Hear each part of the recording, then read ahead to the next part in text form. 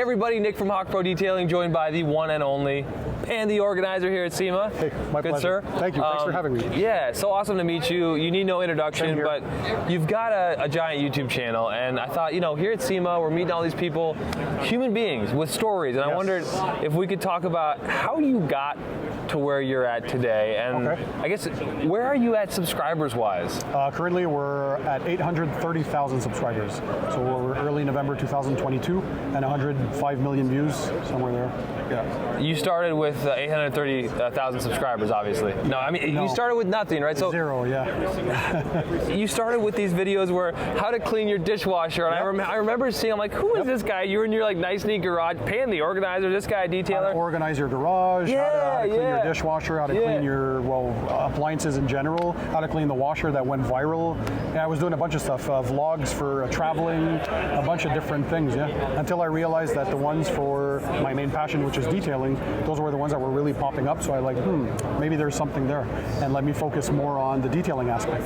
And since then, like 99% of the content is detailing. What is your why? Like, what makes you get up in the morning and want to do this? Because so many people are going to have perceptions about someone when they're very successful, and they don't really know the person. So what is your why behind starting this channel and continuing to put out videos about detailing? For me, it's quite simple, because I started detailing, I was 16 years old, so 25 years now, something like that. And funny story, many of your viewers probably share the same story too. We all start somewhere, and for me it was, my parents had purchased me my first used vehicle when I graduated from high school, and my dad just gave me a bucket and a sponge and some dishwashing liquid. He's like, here, that's how we wash the vehicle. And I was looking at the whole concept, and I'm very curious by nature, and I like to dig for making things right and doing things properly. And I said to myself, it doesn't make any sense that I'm using a product that my mom uses to clean the dishes, so dishwashing liquid, to clean a vehicle. It doesn't seem quite right. And this old ass sponge, sorry the expression, but and a bucket, a standard bucket. So I started digging. We didn't have any YouTube videos back then.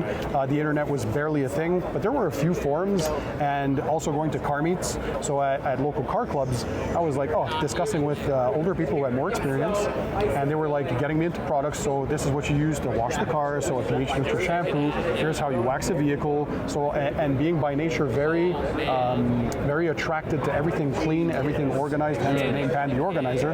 It was a natural fit for me. I got so much. I felt it was a soothing experience. So for me, getting into the detailing aspect was allowing me to just forget whatever issues you were having or any problems you had that day. When you're washing your car, there's something therapeutic about it. And so it evolved to a point where, now fast forward to 2010, somewhere around there, there's a lot of YouTube channels that are starting to grow. Larry Casilla from MOMIC, one of my friends, he started his channel, and I was following him like greatly. There was also classics like Auto Geek with Mike Phillips doing a lot of tutorials, product demonstrations, and so that allowed me to go down the rabbit hole even deeper now, because we had specialized tools, products, equipment to do things to another level. And so it got to a point where 2015 now-ish, my girlfriend's looking at me and she's like, listen, I've never seen anybody else spend 12, 15 hours in a garage detailing a vehicle, and you don't even take a break to go pee, or you don't even take a break to drink a glass of water. That is so weird. So and she was watching me watch all these YouTubers, and she's like, you're passionate, you do things to a crazy level, you have your clientele, so you already do a lot of vehicles. Why don't you share that passion with your audience and start your own channel? I was like, okay, but there's, I felt that I was late to the game because they were already super established, right? So how am I going to get into this? How are they going to even take me seriously? There are all these established and legends in the business, right? And so I realized that I speak 3 languages, so English, French, and Greek, and why not do videos in English and French as well? There was no detailing channels that were doing any French content, so I knew there was that audience that I could probably reach out to as well, and share a different aspect. So I tried to find where is my position in that whole giant circle of detailers out there.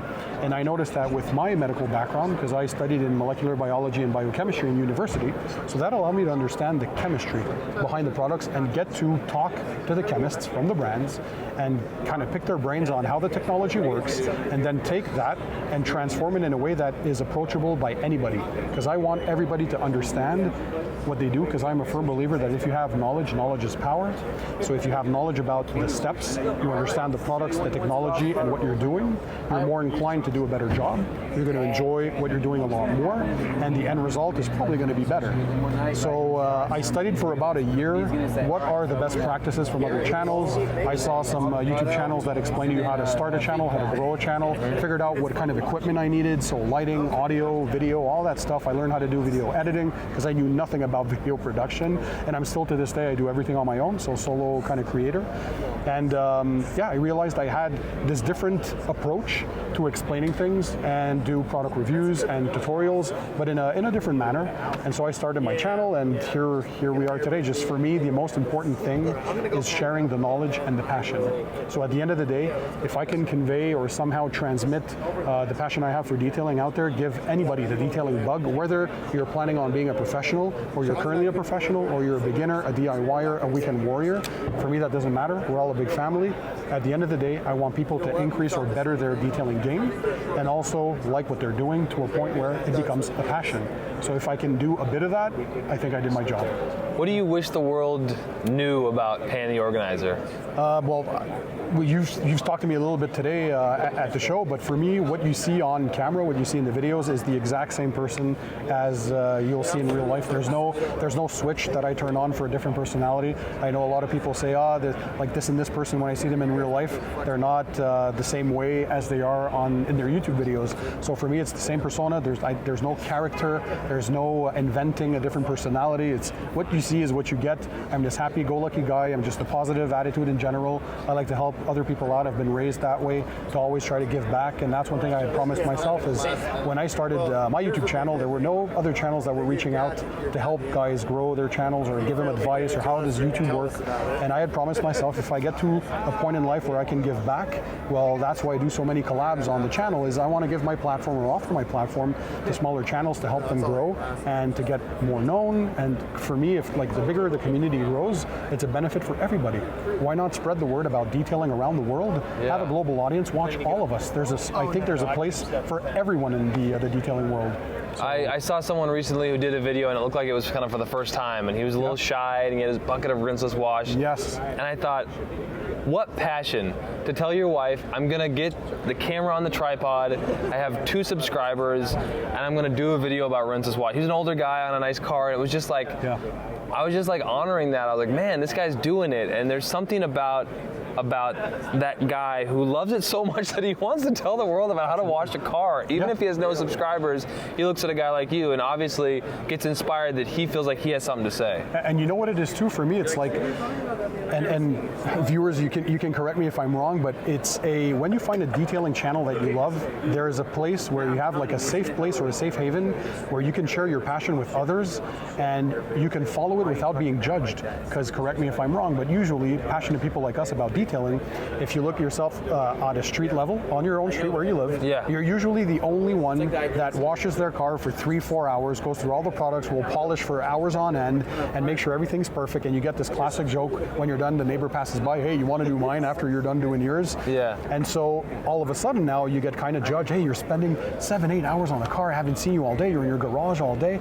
And then they judge you, they don't, and some people think you're like, what a materialist, wasting water, like they don't get it, so it's not even like you're an oddball. Sometimes you get the look too. Exactly. So I didn't mean to interrupt you, but no, absolutely, this is a good conversation. So for me, having the opportunity now to go to a YouTube channel or to go to any social media and to be able to interact with others in the comment section or to watch a YouTuber's video, and you can duplicate the steps at home or kind of get a feel for it, you don't feel judged. That's the most important thing, is you can indulge in your passion as much as you want. And it's not only detailing. You look here at SEMA, there's so many car-related stuff. So if you're into drifting, you're going to want some mods, you're going to want the tires. People can dive as deeply as they want in their passion without being judged, and they have a big community of other people around the world that share that common passion. So I think that's awesome what the platform is, or social media in general, what it's capable of doing. It has its bad sides as well, but the good sides is you can go ahead and whatever passion you have, you can either do YouTube videos. I always say if you're passionate about something and you want to start your channel, I always encourage people to do so, and you'll get better. If you're shy on camera, don't worry. when I started my channel, I thought, looking back at my early videos now, I think they're garbage. I'm like, how did anybody even subscribe to that? You are better on camera now. You know, my background is broadcasting, and your on-camera presence now. It has come so far, and I tell people it's that 10,000 hours Malcolm Gladwell thing. You just got to do it, and then keep doing it, and then do it, and do it, and do it. You'll get better. Yeah. Exactly. Never get discouraged. Also, if you think you're late to the game, you're never late to the game. There's always new channels popping up, new ideas, fresh ideas, your own take as well on what twist can you bring to the detailing game. Like, look at all of us that I see today. There's other YouTubers behind us. We're all in the detailing space. However, we all do different things. Nobody like stomps on the other, and we all have camaraderie going on, and we try to help each other. We talk to each other. So everybody has their place, and as long as you're doing good things, I think for the detailing community in general, it's a good thing. What has been the most difficult experience or emotional moment for you along the journey? Because, and people don't have to care about this, but they know you, they care about you. Yeah. There are people behind the YouTube channel, like personal things get in the way. YouTube can be a very challenging journey. Oh yeah. What has been the most challenging part of this entire journey over the last, like how long have you been really making videos? You said? Since 6.5 years now. 6.5 years. Not that long. Yeah, no. But also kind of a long time. My kid wasn't born 6 years ago. Exactly. So, what's been the most difficult thing? It's trying to realize that unfortunately, like in anything on social media these days, you're going to get a lot of positivity, but there's always either some trolls or other people who feel jealous about what you're doing for whatever reason, or they just don't like your personality. But instead of moving on, they feel entitled to kind of try and either tarnish your reputation or drop a negative comment or waste people's time by spewing their negativity onto you. Yeah, and at the end of the day, I'm like, once you get past that point, you turn the page and you realize, listen, I'll focus on the good stuff. 99.9% of the comments are amazing. So forget about that one negative person that had something negative to say, because it's always like that. And people who are on Facebook, I'm sure you know, even if you're not necessarily known on social media, just around with your friends, sometimes people will say a negative comment, or unfortunately it is the way it is. I wish it wasn't like that, but there's a lot of bad stuff going on the net, and you just have to filter that out and focus, I think, on the good stuff, because ultimately, like, I'm blessed with a super great audience, and it's just amazing. Meeting people here at SEMA was eye-opening. I love meeting people in person, shaking hands, talking, and just thanking them for being a part of this, because without the viewers, I'm nothing. If they're not there, I'm not there. You strike me because your background is molecular biology. And biochemistry. Yeah. So were you a bit of a nerd, like the math nerd in high school? Were you the cool kid? The number one kid in class. So always the Student of the Year award, the best average, the best grades, all that. Because my parents were really pushing me to do as good as I could. I guess they saw some potential, and schooling came relatively easy, and I really enjoyed that part. But I feel like I was doing things more to please them, because they kind of decided my path, right, that you have to go in the medical field. That's what they wanted. So I had a father who was an immigrant from Greece, came to Canada with almost no money in his pockets, and he just wanted a better life for his kids. So he really, really was pushing me hard to make sure I don't have to struggle in my life. And he promised me, if you work hard and you go to school, you do your things well, you'll do well. So I selected kind of that path by default to kind of please them. You always want to make your parents proud. But as I grew older and then became an adult, I realized that at one point I have to make things that make me happy. And so this is one of the reasons I started the channel as well, is I had that passion. I have a passion for like home theater stuff as well, and electronics and sneakers and hi-fi, all crazy. I call them all the guy sicknesses. I have them all. Yeah. Cars, obviously. And but detailing has always been my biggest passion.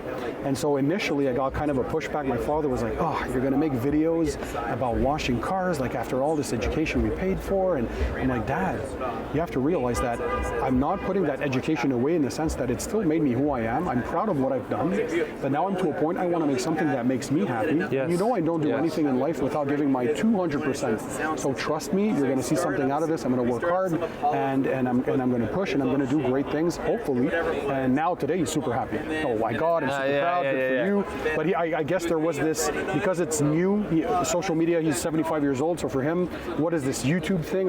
Can you survive off that? How is it going to go? And I was already well off well before that. So for anybody who thinks like, oh, YouTube, it's because of YouTube. It's no. The life has been fine before. I didn't need YouTube to live. Did you go? Did you still work somewhere else? Or are you full time? No, it's 100% of the time now. When did you make YouTube it that full time? 2 years ago. I decided to go full and say and actually it's because behind me I see Matt Mormon from Matt Garage. It was through a discussion with Obsessed Matt. Garage, yeah. Yeah, what did I say? Matt Garage. Matt Garage. It's been a long week. You don't realize, but I'm it's super like tired, yeah. We're like red face or Emoji, bleary eyed. Obsessed Garage, and he really was like, dude, what are you doing? I'm like, well, I don't know, I'm not sure. Is this gonna, he's like, listen, you got to a point where how are you gonna lose all these subscribers? Everything's going well. Take the plunge, just do it. That's what he, like, do it. Yeah. And that struck something in my head, and I'm like, okay, you know what? I'll do it. I'll take the plunge. I'll make the sacrifice, and I'll just make it happen. And it's been the best decision I ever made because now I can focus 100% of the time being happy, doing what I like for real. Yeah. So I'm picturing the #1 student in class. You know, the son of immigrants, right? They're strict, and you are working hard. And then all of a sudden, this like internet thing blows up, and your YouTube channel, which is not an accident, it blows up, and now you're Mr. Detailing celebrity, and people are coming up. Like, I what don't is see your? myself like no, that, I though. know you don't, because Yeah, I can thank you. tell. But Yeah. like the 18-year-old version of yourself walking around, having all the detail, it's like whatever. We clean cars, but it is a very important industry. We all are people with families, I home have streams. tremendous respect But everyone's for this coming out. industry. I've watched it, and everyone's just like, exactly. We all do. That's my life too. There you go. But they're coming up wanting pictures. Like, what is that like for you? What does that 18-year-old inside of you feel? It's awesome. You never get used to it. For me, it's, again, meeting the people in person. This is what makes it real. Because don't forget, I used to tell viewers that when I'm filming, there's only a camera in my garage. I film by myself. I don't even have a crew.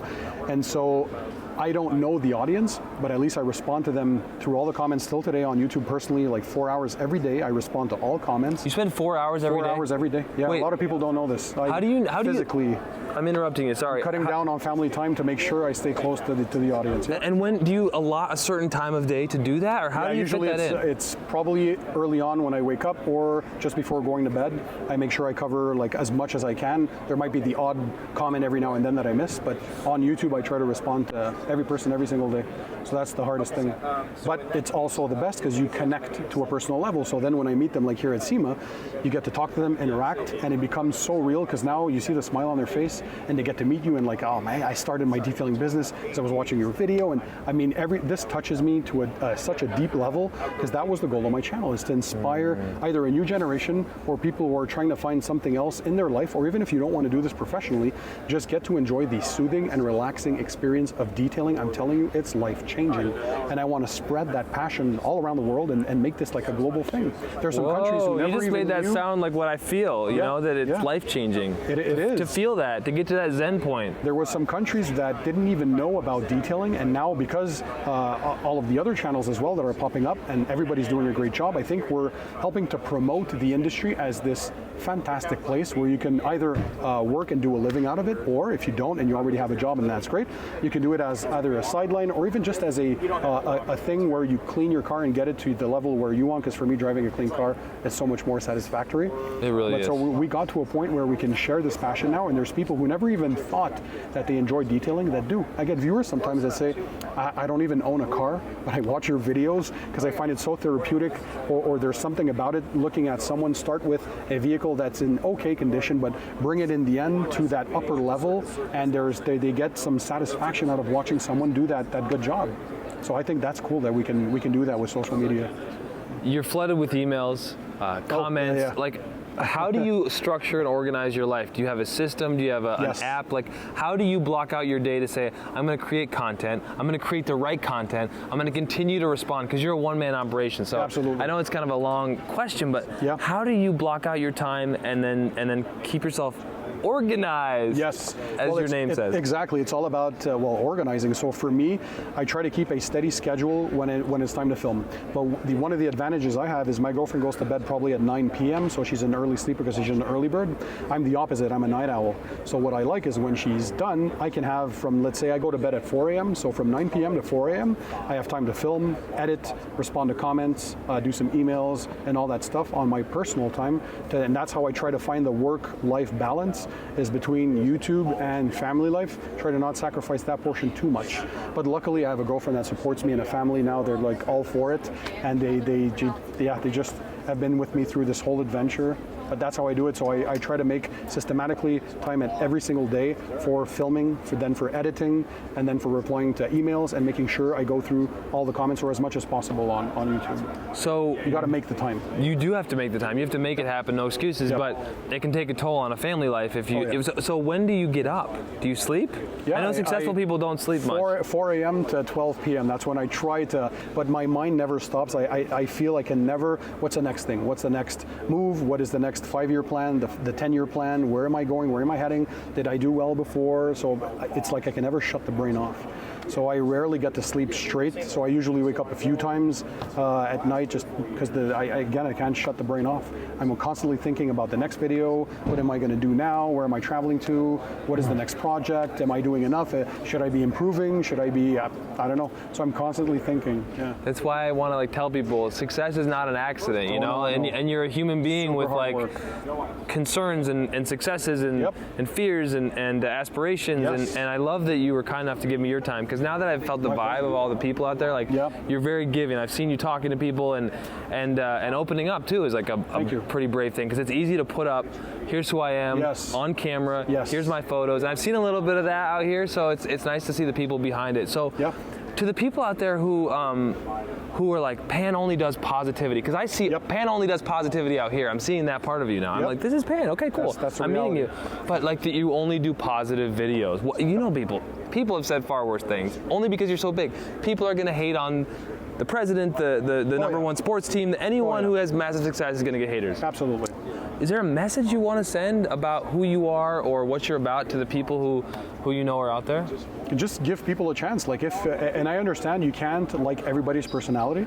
So we're in a day and age now where we're all lucky. There's probably over 500 detailing channels at this point. So if you don't like one channel or my channel or another channel, well, guess what? Just stop watching those videos and go watch another one that maybe you'll connect more with. That's what I have to say. Don't waste your time like being negative on a person's channel because you don't like who they are or what they represent or their personality. Because as much as I try, I'm as genuine as I can get, but there's always going to be people who don't like you because you are you. Yeah. So if I have one advice to give to other YouTubers as well is continue doing you, and the people who believe in you, who appreciate who you are and what you have to offer, they'll be there. The core audience is always there. So again, I'm blessed with having this amazing group of people that are just, I think they understand me.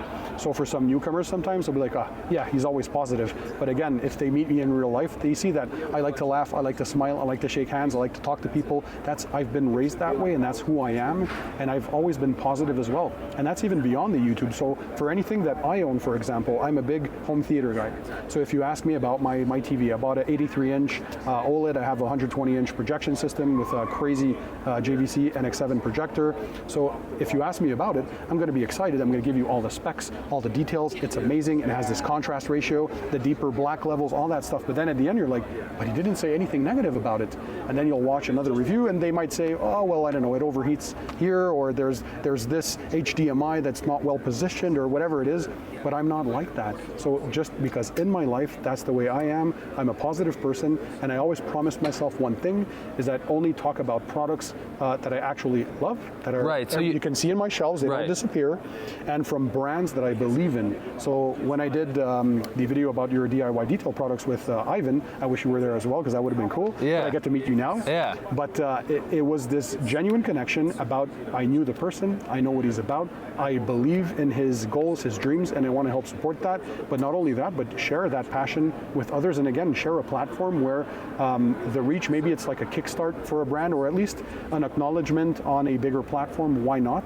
And it's just the way I am. It's a person that's positive, and if I don't like, because there are products that I do not like, but people don't know that the majority of the stuff, I probably get boxes delivered to me every day. I don't even know where they come from, because there's only certain amounts of times where I give my address out, but I think some say, yeah, here's Pan's address, and send him some stuff. But 80% of it actually makes it to the garbage, because I'm very thorough in my testing. I'll usually test things for months on end, or at least a few weeks to a month, if it's something more simple. But I like do my own testing, and if it meets my criteria, and I believe that I like the brand and the product, that's how it's going to make it in a video. If it's bad, I'm not going to waste my time. Now I know there's others who like to not bash companies, but yeah, sometimes they do bash, or they're going to knock some products. I was a basher back in the day. Okay. I think I've matured a little bit. But That's one thing. So You know, I realize believe, that, yeah. that negative energy, some for them, if it works good, but it's not for me. No, That's and it not comes what back I'm to about. you. It's like throwing that out in the universe. Like you can back. say it in Exactly. ways that are more discerning Yes. and that don't need to Sometimes bash pick people. the words better. Yeah, Yes. yeah. Because for me, don't forget too that, let's say a product or a brand doesn't work for me. Well, who am I to say negative things about them? Maybe there's a plethora of people who absolutely love the brand and love the product and it works for them. So why would I knock on a company and potentially affect even people working for that company? Or at the end of the day, they're human beings as well. They have to feed their families. It's their job, it's their livelihoods. So who would I be to knock on those brands? And just because it didn't work for me, other people might absolutely love it. So I think the most important is take all the reviews that people see with a grain of salt. Now follow many different channels, not just one. I always tell this to my viewers as well. You can make your own decision in the end, do your own testing, and buy what you feel comfortable with. Nobody forces anybody to buy anything or to try anything. We're all just there at the end of the day to share our knowledge and passion, and if we connect with a certain audience, fantastic. And if they don't like your personality for what reason, well, guess what? They can just move on to another channel. They will For do me, it's so exactly. simple. They will do exactly what they want to do. Yeah. You're here because of YouTube. I'm here because of YouTube. There you go. What a wild ride. Exactly. We got to connect because of that. Yeah. Well, Pan, thank you so much. My pleasure. Hey, congrats on the folks, DIY detail line, by the way. Thanks, yeah, If I you guys don't- haven't checked that, I'm sure you did, but if you haven't, check the products out. I'm trying to keep them separate. You know, one silo is Hawk Pro, and I'm an independent. I'm Switzerland, you know, here.